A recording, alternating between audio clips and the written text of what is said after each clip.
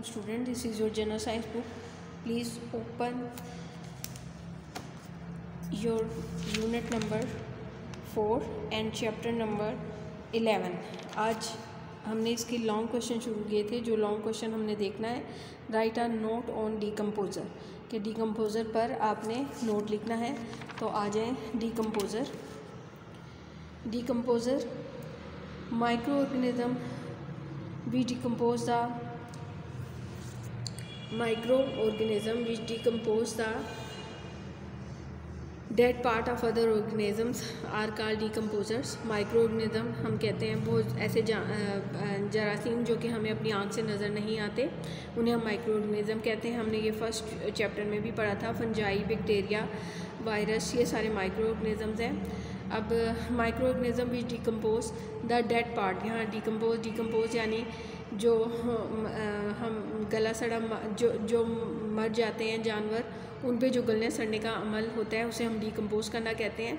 Decompose the dead part of the organism के जो dead parts होते हैं उनको डिकम्पोज करने का जो अमल होता है are called decomposer.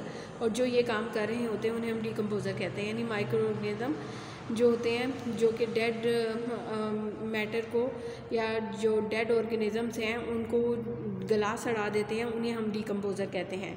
Many fungi and some bacteria are the decomposer. अब डिकम्पोज़र की मिसालें कौन कौन सी हैं? फंजाई और बैक्टीरिया।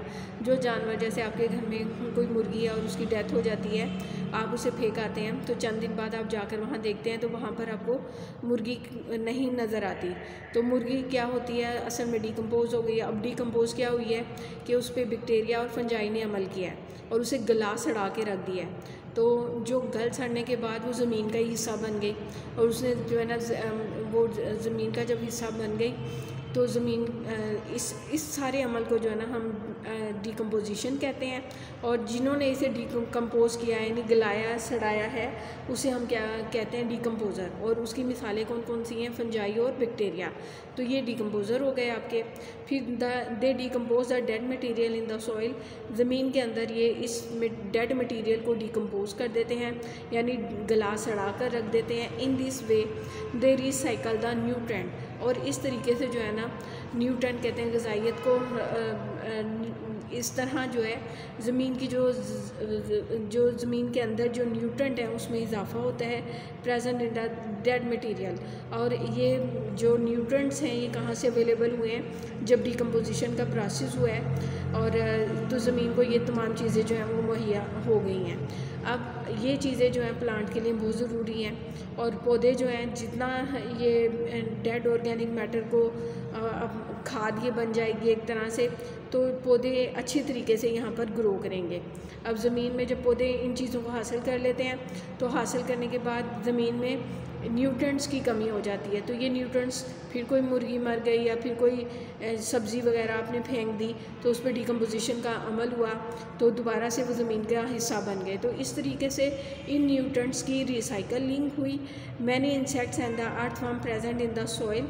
अब ज़मीन के नीचे जो है कई इंसेक्ट्स प्रेजेंट होते हैं, अर्थवर्म प्रेजेंट होते हैं। ईट डेड बॉडीज़, ये भी क्या करते हैं? डेड बॉडीज़ को खाते हैं। And break down the complex bodies into smaller pieces. और इस तरह से ये ब्रेक डाउन कर देते हैं कॉम्प्लेक्स बॉडी का, किसमें? स्मॉलर पीसीस में। Then smaller pieces are easily decomposed by bacteria and fungi. तो इस तरीके से जो है जो डिकम्पोज़र्स हैं बैक्टीरिया और फंजाई, ये बाकी जो है इन पीसीस को इजीली डिकम्पोज कर सकते हैं। तो आज के लिए इतना ही, बाकी इंशाल्लाह ताला हम कल